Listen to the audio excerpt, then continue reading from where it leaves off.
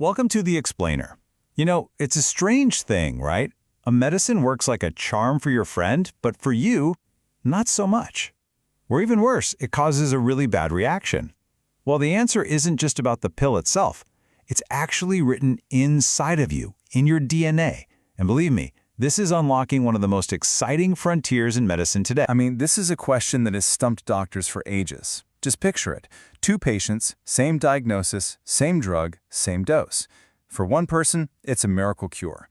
For the other, it could trigger a severe, maybe even life-threatening reaction. So, what gives? How is that even possible? Well, the secret isn't in the drug. It's in us. It's literally written into our unique genetic code, you know, the blueprint that makes you, you. And figuring out how to read that blueprint, it's completely changing the game for how we think about medicine. All right, so here's what we're going to cover. We'll look at why one drug can have such different effects on people. Then we'll dive into our unique genetic blueprint. We'll connect genes and medicine, check out some real-world examples, and see what this all means for the future of personalized medicine. It's going to be fascinating. Okay, first up, one drug, different fates. This really gets to the heart of the mystery. You know, for as long as we've had medicines, we've had this problem. A patient's response to a drug can be, well, all over the place. And that unpredictability, it's a huge challenge for both doctors and patients. Think about it. For decades, medicine has pretty much been designed for the average patient. But here's the thing, that person doesn't actually exist. We're all unique. Our biology is unique. So handing out a one-size-fits-all drug without knowing what's going on under the hood, it's a gamble. Sometimes it works out, sure, but way too often it leads to treatments that just don't work, or worse, have really dangerous side effects. So, where does all this uniqueness come from? To get to the bottom of it, we've got to look at the code written inside every single one of us. The key isn't some huge, dramatic difference. It's actually found in tiny little variations that make your DNA sequence different from mine. And these variations, they're often just a single letter change in our genetic code.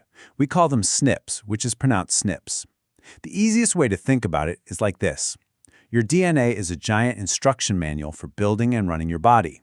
A SNP is like a tiny typo, just one letter changed on a single page. Now, most of the time, that typo is totally harmless.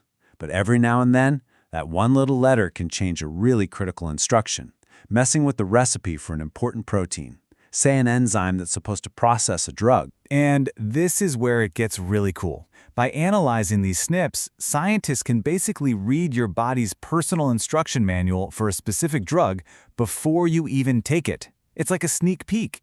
This lets them predict how you're going to respond. They can tell if you're a poor metabolizer, meaning you'll break the drug down really slowly, or maybe you're an ultra-rapid metabolizer who just chews through it super fast. Having this kind of insight beforehand is, well, it's absolutely revolutionary for making drugs safer and more effective. So all of this leads us to a really fascinating field of science. It's dedicated to studying this very specific interaction, the one between our genes and the medicines we take. It's called pharmacogenomics. Okay, let's stick with that recipe analogy because it works really well here. Your genes, they're the recipes for making enzymes, and enzymes are the little protein workers that get stuff done in your body. Now, probably the most famous family of these recipes is for a group of enzymes called the cytochrome P450, or just CYP450 family. These guys are the body's main cleanup crew, and sometimes the activation crew for a ton of common drugs. We're talking everything from antidepressants to painkillers. And that is the whole point of pharmacogenomics. It brings together pharmacology, the science of drugs, and genomics, the study of our genes, to finally get us past that outdated one-size-fits-all model. Let's take a perfect example, the common painkiller codeine. On its own, codeine doesn't do anything. It's inactive. Your body has to use one of those CYP450 enzymes to turn it into morphine to actually get pain relief. But what if your genetic recipe for that enzyme is a little off? If you're a poor metabolizer, you get zero relief. You might as well be taking a sugar pill. But on the flip side, if you've got extra copies of that gene, you're an ultra-rapid metabolizer. You could produce dangerously high, even toxic levels of morphine from a totally standard dose. The whole goal here is to know this stuff before the prescription is even written. Now, I know this might sound like something out of a sci-fi movie, but it's not. This is happening right now in clinics today. Pharmacogenomic testing is already being used to help doctors make better treatment decisions and, honestly, to prevent some really serious harm. Actually, a lot of what we've learned comes from studying those cases where a person's genetics caused a major problem, a deficiency in one of these key drug processing enzymes. These situations, while rare, have been the source of the major breakthroughs that literally built this entire field. And these examples really show you just how high the stakes can be. Let's look at a chemo drug called thiopurine. An enzyme called TPMT is supposed to break it down safely, but if you have a certain genetic variation, that enzyme just doesn't work right, and a standard dose, it becomes a poison, leading to life-threatening toxicity. It's a very similar story with another chemo drug, 5-FU, and its enzyme DPD. And it's not just chemo. Even in surgery, a variation in a gene called RRYR1 can cause a deadly reaction to some anesthetics, a condition called malignant hyperthermia.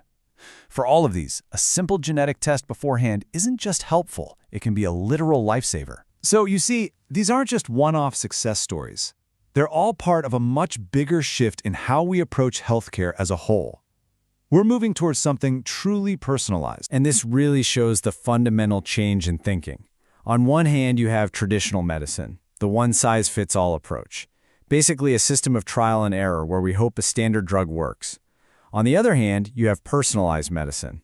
This is a future of precision, where we use your unique genome to pick the right drug and the right dose right from the very beginning. But it's not just about the genes. The real magic happens when you combine this powerful new layer of genomic data with everything else your doctor knows about you. Your clinical history, your lifestyle, other meds you're on. That's how you get a truly tailored approach. Of course, it's not all smooth sailing just yet. There are still real challenges to overcome, right? Things like the cost of the tests, making sure everyone has access to them, and just the sheer complexity of interpreting the results. Plus, we need to make sure both doctors and patients really understand how to use this amazing new information. So all of this naturally leads to a really big question about the future of medicine. I mean, where is all of this incredible technology ultimately taking us? The bigger goal, the dream here, is to make medicine proactive instead of reactive. Just imagine a future where your genetic profile is a totally standard part of your medical record. And every single time you get a prescription, it's automatically checked against your DNA to make sure it's the safest, most effective option just for you. That is the real promise of personalized medicine. So as we get better and better at reading our own genetic code, and as it becomes more routine and affordable, you really have to wonder, what if the most important prescription a doctor ever gives you isn't a pill at all, but a simple DNA test? The one that unlocks the personalized instruction manual for keeping you healthy for your entire life.